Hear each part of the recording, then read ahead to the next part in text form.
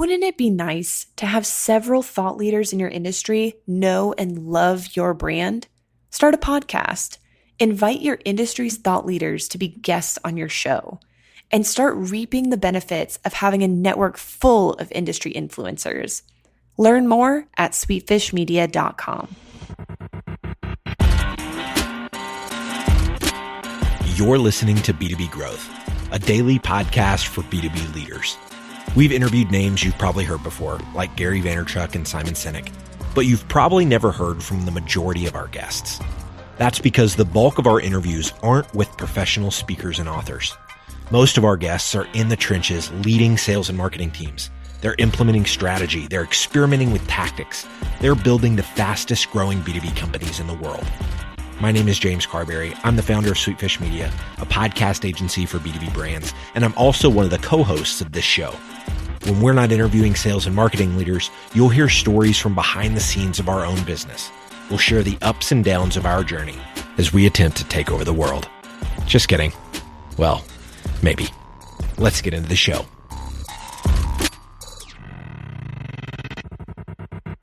Welcome back to B2B Growth. I'm your host for today's episode, Logan Lyles with Sweetfish Media. I'm joined today by Rob Volk. He is the founder over at Foxbox Digital. Rob, how you doing today, sir? Hey, Logan. Doing great. Thanks. Awesome. Hopefully you're recovering well from your ski trip out my way in Colorado, right? Oh, man. It was amazing. I am sort of happy to be back. Yeah, absolutely, man. Awesome. Well, Rob, we're going to be talking about some strategies that you've really employed to grow your network and specifically build executive relationships that have contributed to the growth of your business, and break down some of the ways that you've done that effectively over the years. Before we jump straight into that, though, Rob, I would love for you to give listeners a little background on yourself besides being a skier, and a little bit about what you and the team at Foxbox Digital are up to these days. Yeah, thanks. So, I mean, in short, I love building software. So I've been a software developer my whole life, and sort of took that, did a lot of consulting, and then jumped into the startup world. Really learned how to build new products, from scratch using, newer, modern techniques. And then from there, decided to take that to larger companies and created Foxbox Digital. Awesome. And tell us a little bit about what you guys do, kind of the niche that you guys serve. What are you guys working on these days, Rob? Yeah, so we focus on building mobile and web apps using a technology called React Native on the mobile front, which really allows us to create a cross-platform app, to create the iOS and Android app at the same time with the same code base. And it really just leads to a really efficient process, but a really killer product at the end. Nice. I love that. Faster development of Android apps. Just on a personal note, I'm probably one of the few Android users on our team, and I catch some flack for it, but I'm always like, oh, the iOS app is out for this. When's the Android app coming out? It drives me nuts. Yeah, it's crazy. I mean, these days you can't just release the iPhone app. And so for all of our clients, we release the Android and iPhone at the same day. Mm-hmm.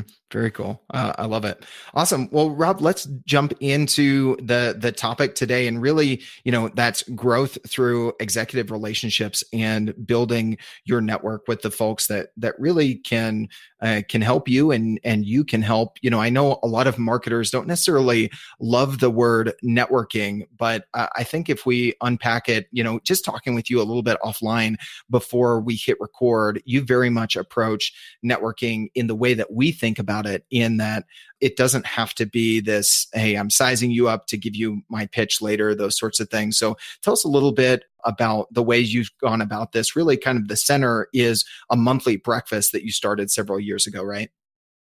Yeah, absolutely. So first of all, I didn't even know this was marketing, and this was all accidental in that I didn't create this breakfast group in order to create a consulting business, because I did it 2.5 years before I created the consulting business.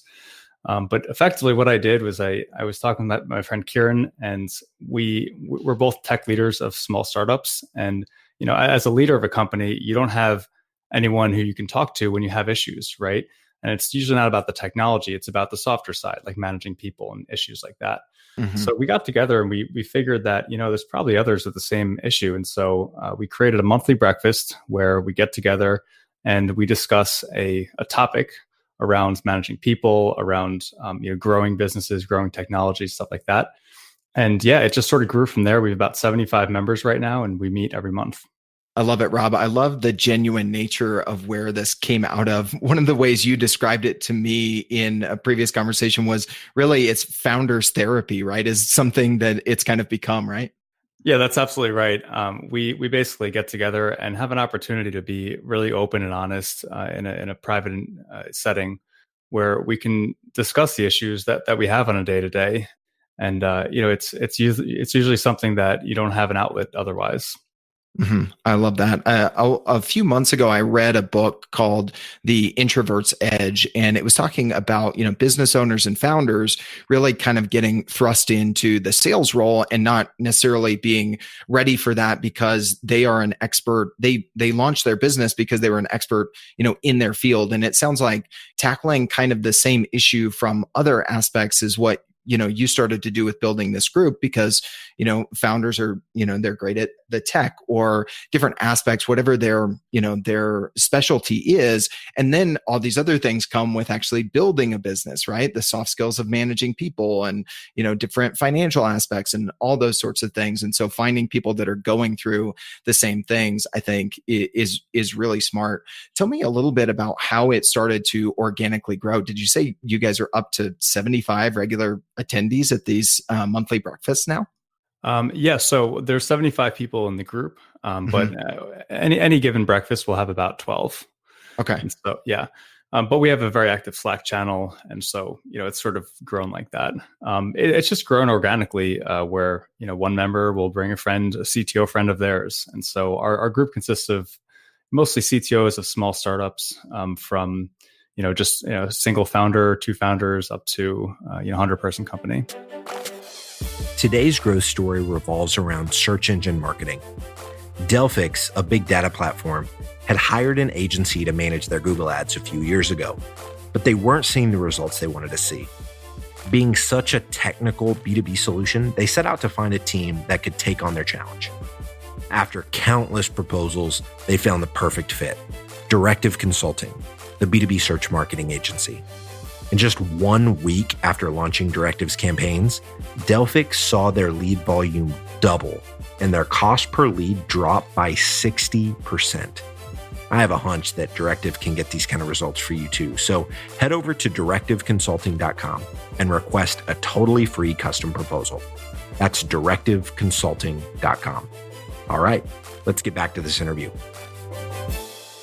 I love it. So tell us a little bit, Rob, as this started to gain some formality after it was just, you and the first friend that you started having breakfast with, what are some of the things that you guys started to do to provide some structure to make sure that this was valuable? Because obviously more people are joining in. Obviously, all of the 75 folks that are, apart can't make it all the time, but you've got people regularly showing up to this. So there must be something that you're doing outside of, like we said, what people typically, have the negative connotations with networking that's actually delivering some value. So I would love to hear, kind of how that has grown organically as well, how you've structured it to make it valuable for folks that keep coming and showing up to these conversations.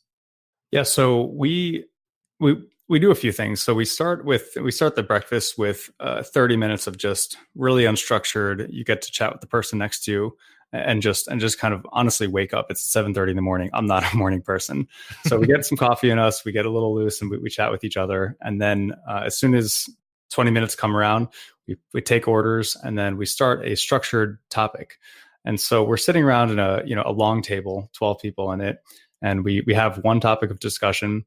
And then we just have a natural, cordial conversation where people aren't talking over each other. People are not on their phones, and we all just engage in this conversation together.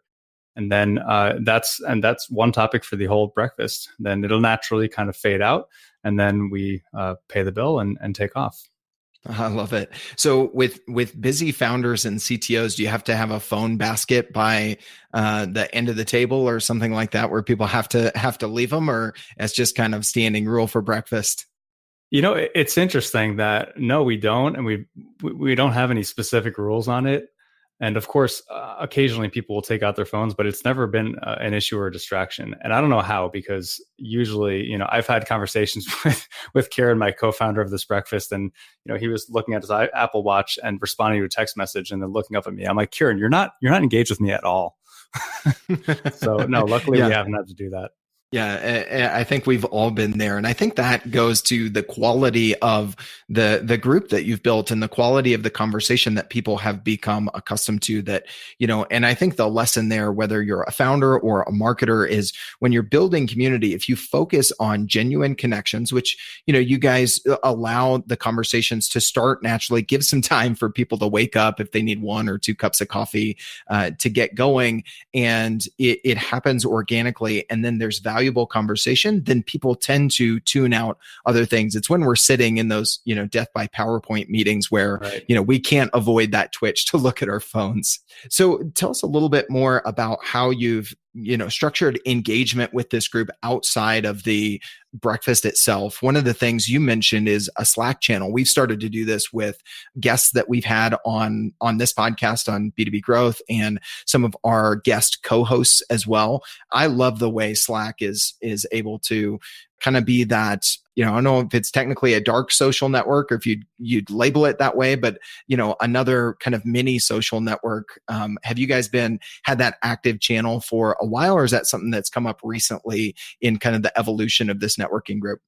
Yeah, so Slack came up maybe a year and a half ago. As Slack was gaining popularity, and really, I think that we discovered that we needed to chat outside of this group, and once a month is great to discuss some burning topic, but a lot of times we need help with little things. Hey, like I need to hire an iOS developer, I need to find a designer, and so just this is a forum for those sorts of conversations to happen. And I describe it as a private social network. So we have a private channel that you have to be invited to, and one thing that's important is that it's not too big. So 75 people sounds like a lot, but of course not everyone's engaged. And so we have a healthy amount of discussion on there. We had discussed actually merging this with another competing group. There's no like really harsh competition here, but another competing group, and they wanted to potentially merge with us, but we didn't want to get too big. And so I think the size is important, and organic growth is important, because if we doubled in size, then it would change the whole dynamic. Mm-hmm. Yeah, absolutely. I think you're very smart to be mindful of that, and I love that idea of we're bringing people together to be able to talk, to share ideas, to ask questions, to commiserate at times, and just be like you said, founders therapy or marketers therapy or whatever group that you're building, the community that you're building.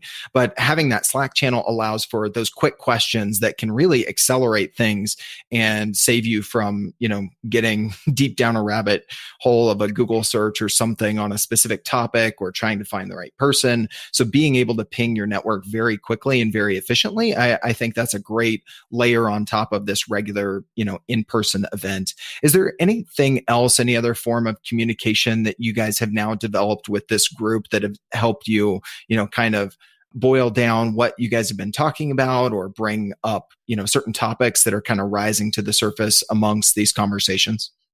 Yeah. So in order to pick the topic, we poll the group beforehand, and we just ask, hey, who's got a real issue they're facing right now? So the question we like to ask is, what are you struggling with? And I think that's an important question, because it gets to it gets to an emotional, it triggers an emotional response. And so, if someone's actually struggling with something, they'll bring it up as a topic. And if it sounds like a great topic and others agree, well, then that's how we decide what we're going to talk about. I love it. So you guys just send out an email like shortly after the last breakfast, pinging people for, the topic for the next one. And then do they just respond, or you give them a Google form? How do you guys kind of structure it? Yeah, I wish we were that structured with it. It's really kind of an ad hoc process, but we host a breakfast, we wait a couple of weeks, and then we kind of get this feeling that maybe we should plan the next one. That feeling keeps coming, huh? Exactly. Yeah, I love it. Awesome. Rob, anything else you guys are doing? I think you mentioned like a quarterly email that you guys are doing. What's kind of the context there? Are you guys wrapping up some of the things of discussion, or just like pointing out, other events that this group, might want to have on their radar, those sorts of things? How has that evolved too? Yeah, so the quarterly email updates, it's a fairly new thing. And basically, it's something that I send around to my professional network. So it includes everyone in the breakfast, obviously, and then anyone else who I know somewhat personally, at least somewhat personally. And so it's a chance where I can actually be honest. I'm not really going out there and just bragging or selling. It's a little bit of bragging. It's also being honest and humble and saying, hey, I messed up in these few areas. This is what I learned from that, which is obviously the important part. And then I usually have an ask or something like, hey, I'm looking for, a new developer or head of product or something like that. Yeah, I love that. I think that authenticity goes a long way. One, in building that connection with your network, and also giving people things to learn from. We learn so much more from our failures and insecurities. And, it may actually be a little bit back by the time that listeners hear this episode. But as we're recording this, Rob, Gaetano, one of our good friends over at Nextiva, and James, our founder, kicked off what they called the Insecurities Challenge on LinkedIn. And James actually challenged me. And so there are people, posting to LinkedIn right now with that hashtag Insecurities Challenge to share something that, peel back the curtain on themselves and their own insecurities a bit, and what others can learn from that, both, for us to connect as professionals more on a human level. And also, I think they're, like I said, some of the best lessons to be able to learn and help each other out and encourage each other, in those ways. So I love that you're taking a very, very similar approach from what it sounds like. I've never heard of that, but I love it. I love the concept. And I just have to say that, I used to be so self-conscious, and I used to think that I had to have all the answers as, a CTO of a company. And then, I kind of realized as I, got older that, hey, you know what? Everyone has these insecurities. Everyone, no one's perfect. People make mistakes, and you can't have all the answers. And so really by just, being open and honest and coming out there, I've had such a great response from people where people just naturally want to help each other, and no one thinks badly of me that I don't have this answer. And so it's really been a huge learning thing. Yeah, absolutely. There's a tagline I hear from Craig Groeschel on his leadership podcast. Listeners have probably heard me mention this several times lately, but that's one that's regularly in my rotation. Whether you're a founder of a company, a marketing leader, a sales leader, whatever position of leadership you're in, the quote he always says is, people would rather follow a leader who's always real than one who is always right. And I think that rings true and is really evident in what you're saying and sharing there, Rob. So again, I think we're like-minded in a lot of ways, and I've really enjoyed this conversation, breaking down, how you've been able to grow a network that has added value to folks that you want to be connected with, and it's contributed to the growth of your business, even though it wasn't necessarily, the reason for starting this from the onset, as you mentioned. Rob, if anybody listening to this is in a similar boat, there may be a founder on a similar journey, or they would just like to stay connected with you, what's the best way for them to do that or learn more about Foxbox Digital? Yeah, sure. So you can actually just reach out directly to me through email at rob@foxbox.co. And if you want to check out our blog, I post some updates every now and then to foxbox.co/blog. And you can also find me on LinkedIn. Awesome. Rob, thanks so much for joining the conversation here, man. This was fantastic. Logan, thank you so much.